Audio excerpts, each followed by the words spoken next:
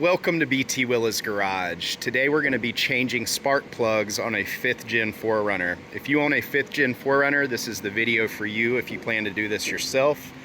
We're going to be going with NGK plugs today. These will be in the description. Here is the stock number if you prefer to buy locally. Speaking of locally, my preferred shop in North Carolina is Quality Automotive in Hillsboro. I'm working now with the owner, Sean. He's going to be helping us with this video today. If you're in North Carolina and looking for any work to your Toyota, or any vehicle really, this is where I would send you. Lifts, anything that you need done, simple maintenance, Sean is the guy to go to. And if you're not in North Carolina, or if you want to do a favor to Quality Automotive, you can leave them a Google review. I'm going to link their Google business profile and a quick 5-star review saying thanks for the help with the video. Will help them increase their map rankings, and ultimately you can help even if you're in California. Let's get started. Sean's going to start by removing the engine cover. You simply lift up and that comes right off. And welcome to the channel. Let's get this job done.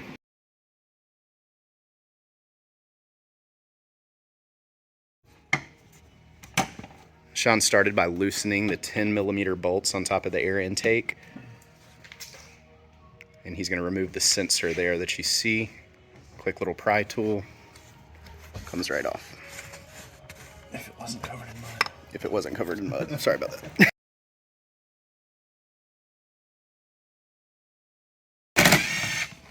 Ten millimeters coming off. Air intake separated from the box.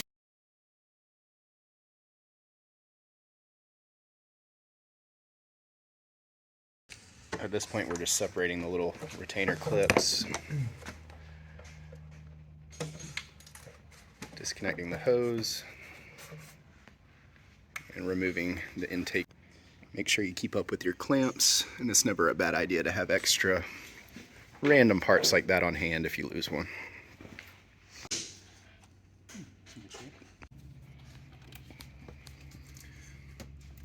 Take the plug off the air valve.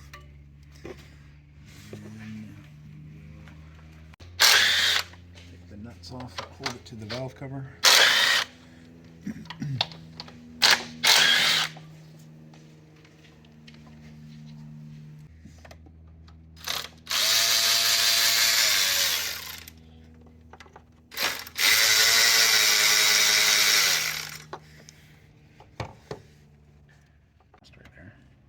So this would be inlet, and that's the outlet.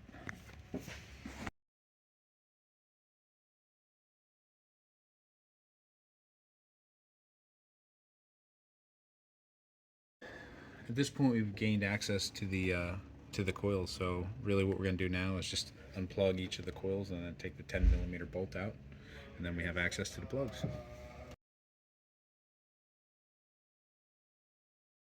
And Sean, do you have a general recommendation for a first plug change? 110. 110 is... Iridium plugs usually go about 110. Okay, perfect. Obviously, that has to do with conditions. I mean, if you're doing something out of the ordinary, obviously you want to go interval would be a little bit less.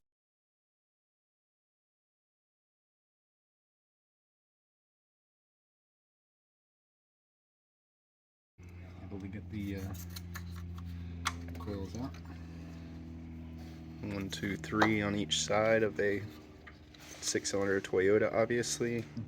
That was really good. Inspect your coils. Yeah, so if you're having issues, like if you have a misfire or something, a lot of times you'll see cracks in this part of the plastic. And so you also want to see if there's like if there's any oil or any water down in here. You'll notice it'll leave a stain, but these look like in really good shape. It is worth noting that the factory spark plugs are Denso. We're fans of NGK, so you could go with either, but we recommend NGK for today's application. You want to be careful. Coming out, obviously, not a big deal because you're going to throw them away. When you're putting spark plugs back in, you don't want to use air tools. You want to start them by hand. You can run them up quickly, but they need to be put in by hand. You also want to be careful not have too much of an angle. If you if you're at too much of an angle, you can actually break the top of the spark plug off. So I mean, they're kind of delicate. So just a little tip there.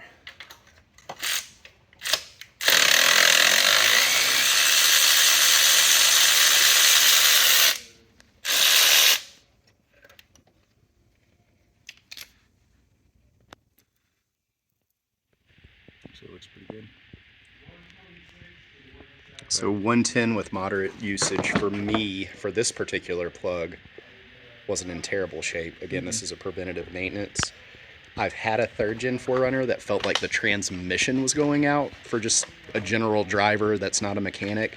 If you're having issues with misfires or your truck is very sluggish, this is the cheapest fix and the first thing that I would take a look at in that scenario. You can actually see there is wear. You see how the front of this is not flat anymore. I mean, every time this arcs, it actually does like a little bit of metal goes away each time. So you can see it's worn away a little bit, but it's not terrible.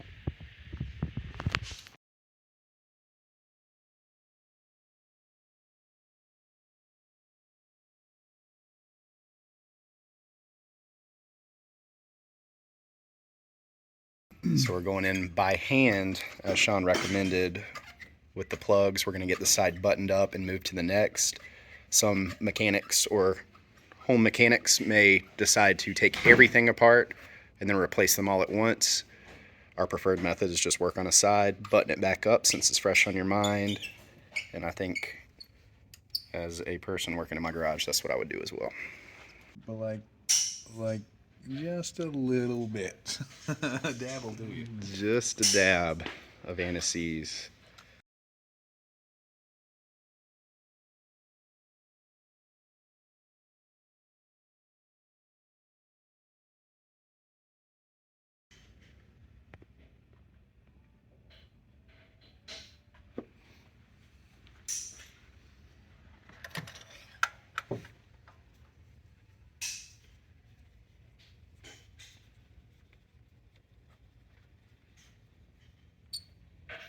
What you're really interested in doing when you're tightening a spark plug is you want it seated, and then this washer is designed to be crushed a little bit. You can actually see the difference in the two. This one has been crushed and this one's not. So really what you want to do is you feel it seat to that washer, and then you just give it a little bit more until it stops, until you feel it like crush the washer and then stops. And that's really it. That creates the seal, and you don't need to go any tighter than that. Assemble in reverse order. 3 coils going back on top. It's always helpful to have a cup or something nearby to keep your bolts that you take out. Yeah, bolt tray is a small thing that can be a big game changer. If you start putting bolts and stuff all over the place, then you're looking for them or they might get knocked down.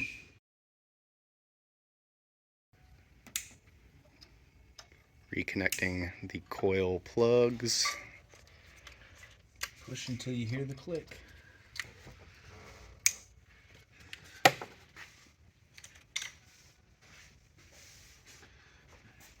Get our air pump back.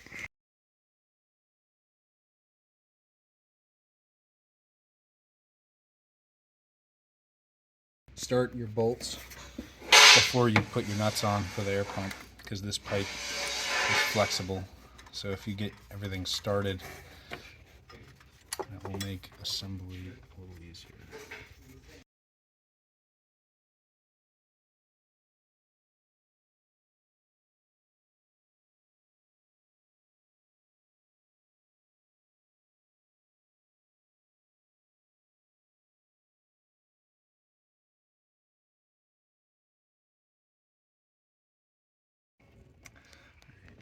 We just reconnected the harness.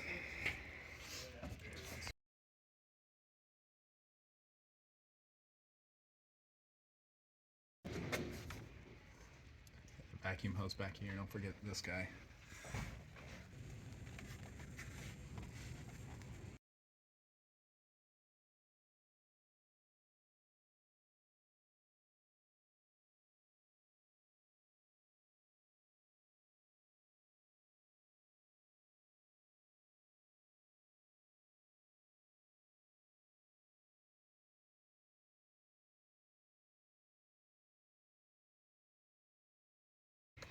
First thing we're going to do is unplug our purge valve and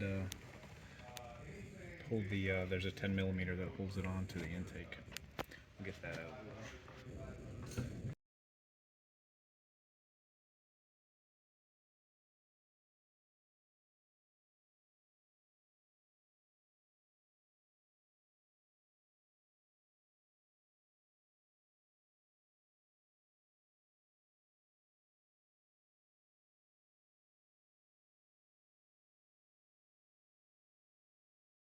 Access.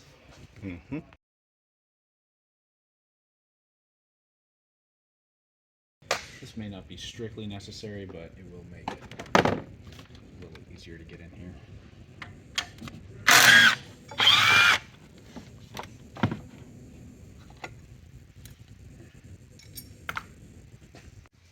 Same thing as the other side.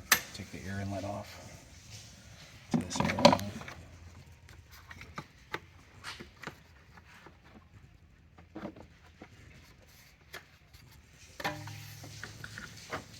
Tuck it out of the way.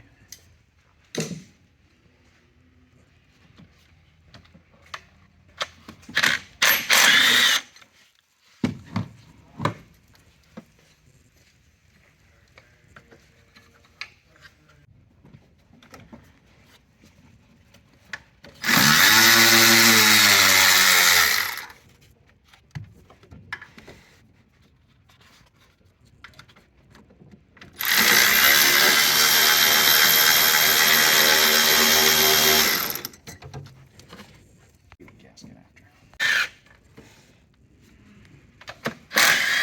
Take the nuts off for the air valve.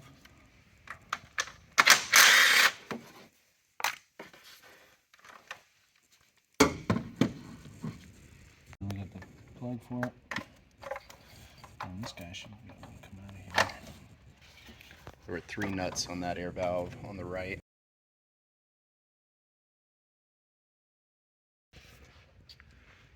Put that in a safe place. Get in there to him now. Now guys, I'm going to speed this up a bit, but it's the same process now that we have access to the coils on the driver's side of the engine. 10 millimeter, 10 millimeter, 10 millimeter. Pull them, check your coils. You can remove your spark plugs however you want, but be very careful putting them in, and just keep in mind what Sean taught us about the crush washer. Once you feel that engaged, just another slight turn and you're seated perfectly. We're going to speed this up.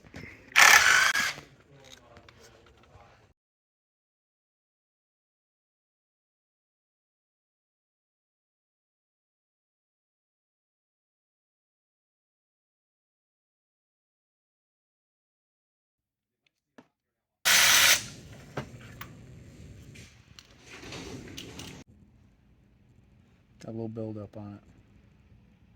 Iridium plugs come pre-gapped. They come with the protector on there. You shouldn't need to gap them like we would our old copper plugs.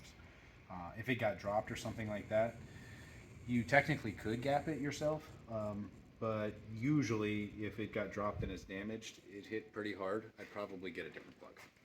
As inexpensive as they are, it's Yeah, worth the peace of mind when well, I mean, even if you dropped it, well, I guess that's one thing, but if it looks off. it could have been a manufacturer issue, so. Right. Just a little bit.